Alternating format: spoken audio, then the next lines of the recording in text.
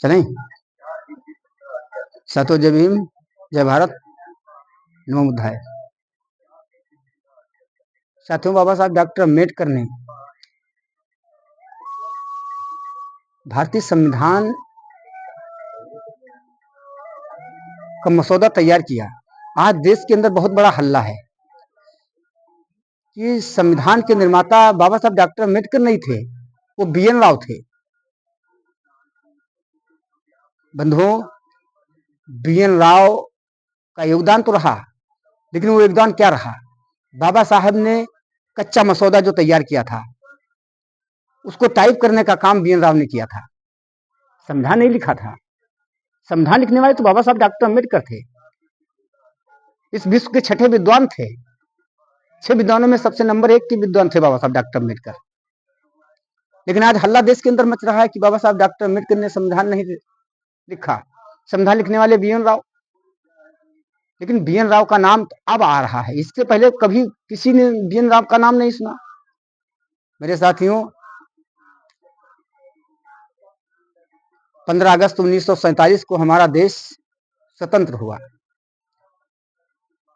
और इस देश के अंदर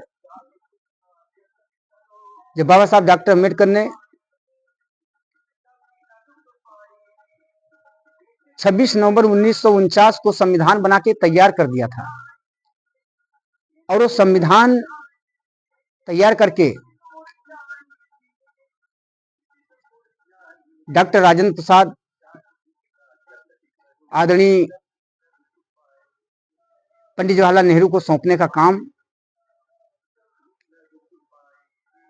करने का विचार किया। साथियों, उसके बाद 26 जनवरी 1950 को हमारा देश संपूर्ण रूप से आजाद हुआ और बाबा साहब डॉक्टर अम्बेडकर ने भारतीय संविधान की रचना करके 26 जनवरी 1950 को भारतीय संविधान हमारे जो देश के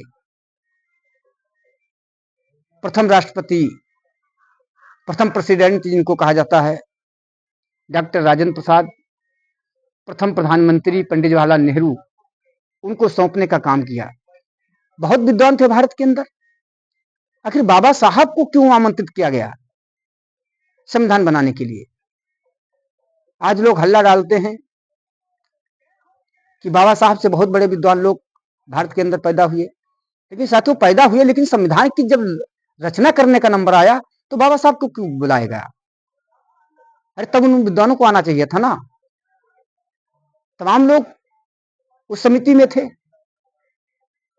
लेकिन संविधान बनाने का पूरा पूरा काम अगर किसी ने किया तो बाबा साहब डॉक्टर अम्बेडकर ने किया।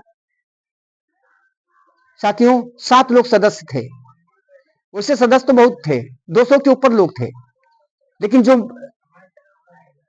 उस कमेटी के जो संविधान लिखने का काम करने वाले जो थे 7 लोग थे। 2 लोग बाहर चले गए, वापस नहीं आए। 2 लोग दिल्ली से दूर रहते थे, वापस नहीं आए। एक लोगों का स्वास्थ्य नहीं ठीक था, वो नहीं आए। एक लोग राजनीति में उलझे रहे, वो नहीं आए। इसलिए सारा काम बाबा साहब डॉक्टर अम्बेडकर अकेले किए। इसीलिए तो समय लगा। 2 साल 11 महीना 18 दिन में बाबा साहब ने पूरे भारत के संविधान की रचना करके डॉक्टर राजेंद्र प्रसाद जी को, पंडित जवाहरलाल नेहरू को भारतीय संविधान सौंपने का काम किया। बाबा साहब डॉक्टर अम्बेडकर ने कहा था, आज जिस संविधान की मैंने रचना की है, भले हमें लोग बुरा कहें और इस संविधान को भले लोग खराब कहें, लेकिन अगर इसको मानने वाले लोग अगर अच्छे होंगे तो संविधान अच्छा साबित होगा। अगर इसे मानने वाले बुरे लोग होंगे तो ये संविधान बुरा साबित होगा। ऐसे थे बाबा साहब डॉक्टर अम्बेडकर, जिन्होंने बहुत ही त्याग और परिश्रम करने के बाद भारतीय संविधान की रचना की। आज उसी वक्त अगर बाबा साहब का साथ देने वाले हमारे दलित समाज में और भी लोग थे, जैसे बाबू जगजीवन राम जी, अगर बाबा साहब का साथ दिए होते तो जिस प्रकार से आज बाबा साहब की गांव गांव, शहर शहर, गली गली, बड़े बड़े कस्बों में, बड़े बड़े शहरों में जो बाबा साहब की प्रतिमाएं खड़ी हैं, तो बाबा साहब की अकेले प्रतिमा नहीं होती, साथ में बाबू जगजीवन राम की भी होती, जो बिहार के रहने वाले थे, दलित समाज के बहुत बड़े पैसे वाले थे। लेकिन बाबा साहब का साथ नहीं दिया। आज बहुत दुख के साथ कहना पड़ रहा है, हमारा दुर्भाग्य है कि हमारे समाज का एक व्यक्ति और हमारे समाज के व्यक्ति का साथ नहीं दिया। अगर आज वो साथ देते तो बाबा साहब के साथ में उनकी भी प्रतिमा होती और उनकी गली गली पूजा होती, गांव गांव पूजा होती। ऐसे थे हमारे बाबा साहब डॉक्टर बी आर अम्बेडकर। साथियों, बाबा साहब डॉक्टर अम्बेडकर अपना आदर्श गुरु राष्ट्रपिता महात्मा ज्योतिबा फुले को मानते थे। साथियों, बाबा साहब डॉक्टर अम्बेडकर क्यों मानते थे? क्योंकि उस समय पढ़ने लिखने का अधिकार नहीं था और महात्मा ज्योतिबा फुले जी पढ़ाई की, उस परिस्थितियों में पढ़ाई की, वो जमाना टाइम कुछ और था। उसके बाद में उनकी शादी हुई। फिर उन्होंने विचार किया कि महिलाओं को शिक्षा कैसे दिलाई जाए, तो अपनी धर्मपत्नी माता सावित्रीबाई फुले को पढ़ाने का काम किया। उनके द्वारा विद्यालय जब उनको पढ़ाया, फिर विचार किया कि इनके द्वारा विद्यालय खोले जाएं जिसमें उन महिलाओं को शिक्षा दी जाए। तो इस देश के अंदर माता रामाबाई जी के विद्यालय खोलने के लिए उनको कहीं जगह नहीं दी गई, कोई जगह देने के लिए तैयार नहीं हुआ। क्या इस देश की विडंबना है? और अगर जगह देने वाला कोई व्यक्ति था तो एक मुस्लिम समाज का, जिसे लोग आज कोई आतंकी कहता है, कोई घुसपैठी कहता है। लेकिन जब जब इस दबे कुचले समाज के ऊपर अत्याचार उत्पीड़न हुआ, तो मैं तो यही कहूंगा कि वो मुस्लिम समाज के लोगों ने साथ दिया। जैसे कि बाबा साहब डॉक्टर अम्बेडकर को जब लोकसभा चुनाव लड़ाया गया, बाबा साहब ने लड़ा, तो इनके सामने इन्हीं के पीए को खड़ा कर दिया गया और बाबा साहब को हार का सामना देखना पड़ा। बाबा साहब निराश होकर के लंदन जा रहे थे, लेकिन बंगाल के कुछ लोगों ने बाबा साहब को रोका और कहा, साहब आओ, मैं अपने वहां से आपको चुनाव लड़ाऊंगा। वहां के एक एमपी हुआ करते थे, उन्होंने अपनी सीट से इस्तीफा देकर के बाबा साहब को चुनाव लड़ाने का काम किया और बाबा साहब जीत करके और उस संविधान सभा में पहुंचने का काम किया।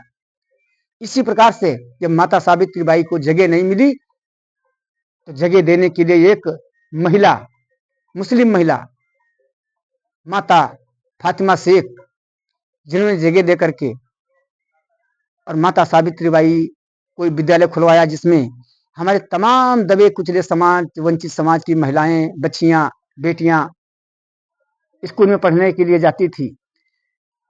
फिर भी वो बहुत उत्पीड़न किया गया। माता सावित्रीबाई फुले जब घर से निकलती थी उन माँ बहनों को पढ़ाने के लिए, तो गुंडे लफंगे लोग, मनवादी लोग उनके ऊपर कीचड़ फेंकते थे, गोबर फेंकते थे, टट्टी फेंकते थे, सारे कपड़े उनके गंदे कर देते थे। लेकिन माता सावित्रीबाई फुले इतनी धैर्यवान महिला थी, वो किसी से कुछ नहीं कहती थी, अपने रास्ते जाती थी, अपने रास्ते आती थी। जो धोती, जो उनके कपड़े गंदे हो जाते थे, प्रतिदिन का उनका यही काम था।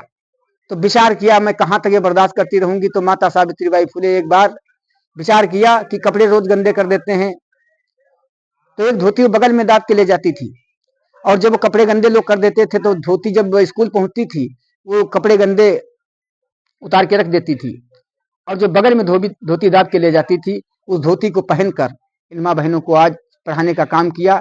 आज जो हमारी माताएं बहनें लगा करके चपरासी से IAS, IPS, chief minister, prime minister बनने का जो काम करती हैं, राष्ट्रपति बनने का काम करती हैं, वो किसी देवी देवता की देन नहीं है।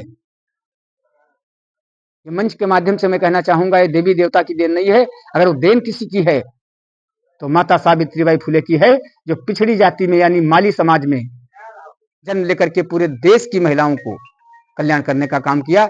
ऐसी उस महिला को मैं कोट को नमन करूंगा। बहुत बहुत साधुवाद, धन्यवाद, नमो।